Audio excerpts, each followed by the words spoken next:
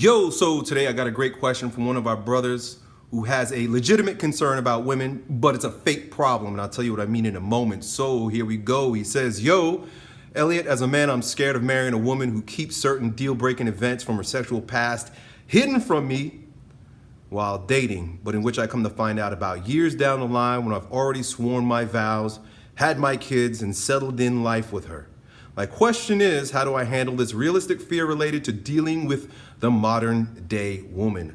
Dude, so thank you for your question, and I want to acknowledge you first by having standards. I think it's a great idea to have standards with regard to women. Way too many men fall in love with the peace sleeve and don't put up boundaries about the type of women that they deal with. And I think vetting a woman based on her sexual past is important. Science has shown that the more sexual partners a woman has had, her inability to pair bond goes up. And they've shown, studies have shown, that the more sexual partners a woman had, the more incidence of divorce, the more greater a chance that she's gonna wanna divorce you later on. I don't think it's coincidental that when a man ejaculates, they call it his essence, right? And so if you got a woman who's taken in the essence of dozens and dozens and dozens of men, right? Every time she lays with a man and he releases his essence into her, she takes on the spirit, a piece of that soul, a piece of the soul of that man. And that, among other things, creates disturbance within her psyche, within her soul. This is stuff that has been looked at deeply. I read a study not too long ago that suggests, I don't know if it's 100% true, that each man that releases his essence, ejaculates into a woman, leaves a bit of DNA in her as well, right? So it's not like it's not like you're just washing your skin after you have sex. It's you're taking in, and perhaps, according to this study, absorbing, taking on the DNA of that man, so that later on when you have a child, you can actually be giving your wife could give birth to a child who has somewhat of the DNA of another man. All kinds of weird shit, and it kind of just proves that our natural inclination as men towards women who are virgins or who are of pure sexual nature and pure sexual past is founded upon reality. It's a good idea. So don't let anybody tell you that a woman's sexual past does not matter. I think it's great that you have standards, and I just want to lay that out there to you, so I want to acknowledge you. Don't fall for these sluts, right? But anyway, beyond that, your concern is a legitimate one. I read on a blog not too long ago a story about a man who married a woman who she was kind of prudish in bed, right? Kind of blasé between the blankets. And he just kind of accepted that. He was like, well, my wife's not that sexually active. My wife's not into sex so much, right? And he just kind of like accepted that, rolled over and was like, well, that's fine. I suffer, but I love my wife. Come to find out, he discovered a VHS tape cassette of her from her college days, where she's getting the train run on her. Run true. She's getting run through by 3 dudes at once. So, like, again, it's a legitimate concern. Like, you could marry this woman, you think she's one way, and you find a VHS. I don't know if people have VHS anymore, but you find a video like years later after you have the kids and you accepted things the way they are, and you discover, well, this woman's a freak. And like you said, it's a deal breaker. But, and here's really where I want to turn the table right now, from legitimate concern, it's a legitimate concern, you have good standards, to it's a fake problem. Totally fake problem, because it does not exist.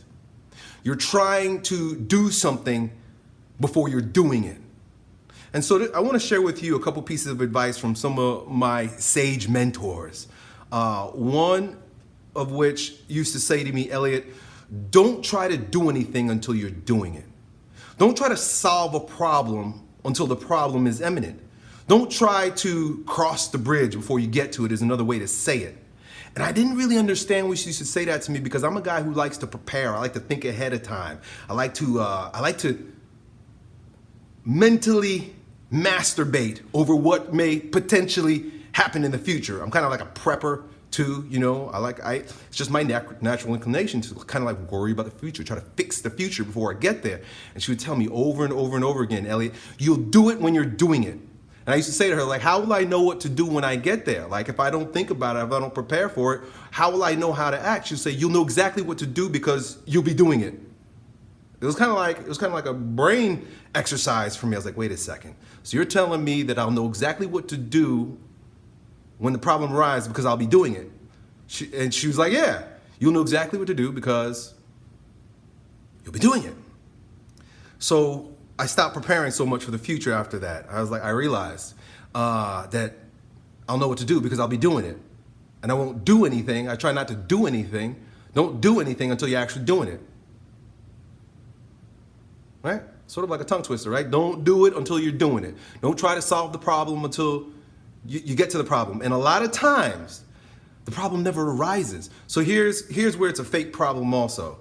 A lot of times we're mentally masturbating, we're playing out these scenarios that never come to fruition, that never happen. And here you are, legitimately concerned, worried about it, mulling over it, beating yourself up, rejecting, turning down, or being cold to opportunities because of your fear of what might happen.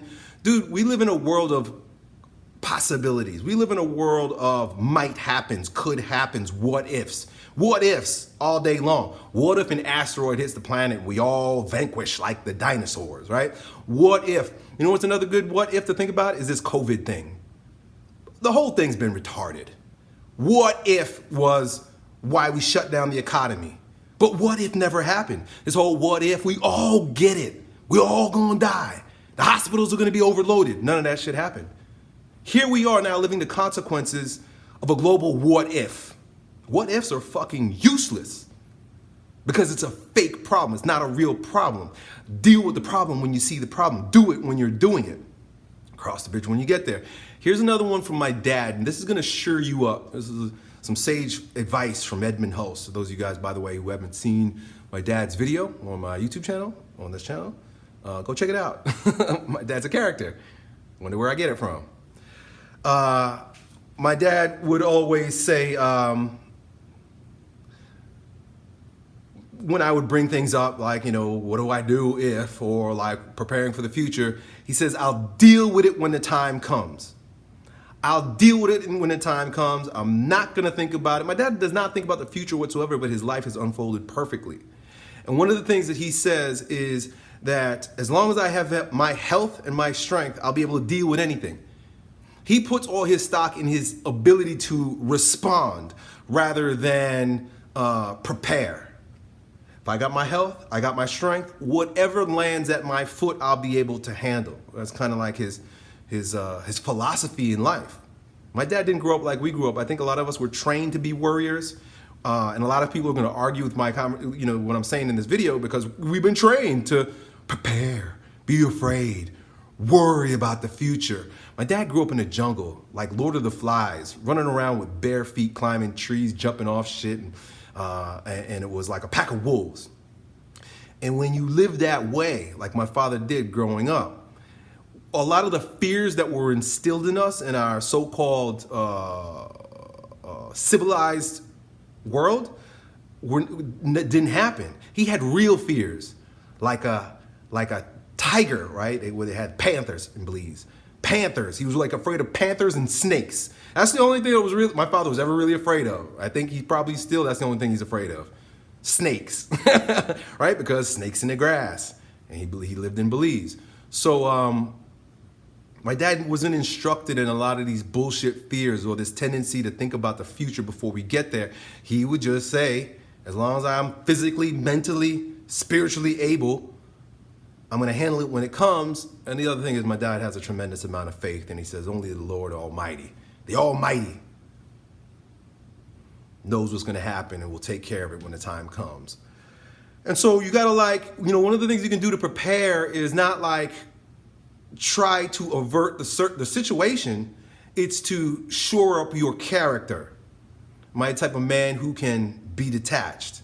Am I the type of man who has courage? Am I the type of man who can fight through the pain? You see what I'm saying? Am I a resourceful man? That's really what it is. Am I a resourceful man that can deal with the problem when it arises? So that's it, my man.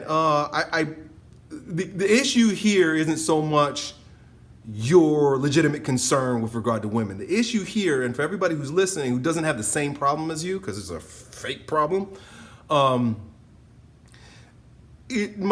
I want to get across here is don't worry about shit before it's time to worry about shit. Don't try to do shit before it's time to do shit. Don't try to fix the problem until the problem arises, if the problem ever arises at all. It's all just mental masturbation, wasting our time. It might feel good to prepare, but ultimately, it's our ability to respond that's important. Hope that helps. Dude, talk soon. Done.